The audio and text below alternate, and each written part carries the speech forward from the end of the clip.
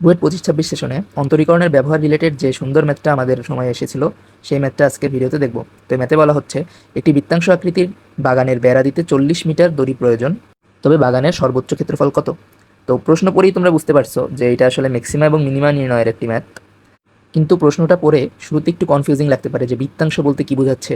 যেহেতু আর কি এই কোয়েশ্চেনটা খুব ইউজুয়াল না, আমাদের বুয়েট ভর্তি পরীক্ষায় আসলে এটি কঠিন প্রশ্ন হিসেবেই বিবেচিত হয়। তো চলো এটা সমাধানটা দেখে ফেলি। শুরুতেই প্রয়োজনীয় ফিগারটা এঁকে নেই। তো এখানে বৃত্তাংশ বলতে বোঝাচ্ছে বৃত্তের একটি অংশ। তো ধরে নিচ্ছি বৃত্তের ব্যাসার্ধ আর এবং যে চাপটা তৈরি করছে সেই চাপের দৈর্ঘ্য হচ্ছে এস। ফার্স্ট স্টেপে আমরা এর পরিসীমা নির্ণয় করলাম পি সমান সমান 2r প্লাস এস সমান 40। তো এর এরিয়া হবে হাফ ইন্টু আর ইন্টু এস। এটিকে তুমি অন্যভাবেও আর কি প্রকাশ করতে পারতা, এ সমান সমান হাফ আর স্কোয়ার থিটা। এখন আমরা এরিয়ার সমীকরণে এস এর মানটা রিপ্লেস করে দিই। তো আমাদের এরিয়া হবে 20r মাইনাস আর স্কোয়ার। এবার আমরা ডিফারেন্সিয়েশন করে দিচ্ছি এরিয়াকে আর এর সাপেক্ষে।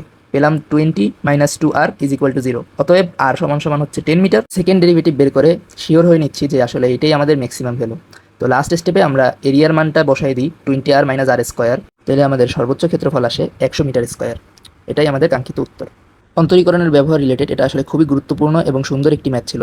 এই টাইপের ম্যাথ যে কোনো সময় আবার রিপিট হতে পারে, তো তোমরা আর কি এর প্রিপারেশন নিয়ে রাখবে। এই তোমাদের জন্য রইল শুভকামনা। ধন্যবাদ সবাইকে।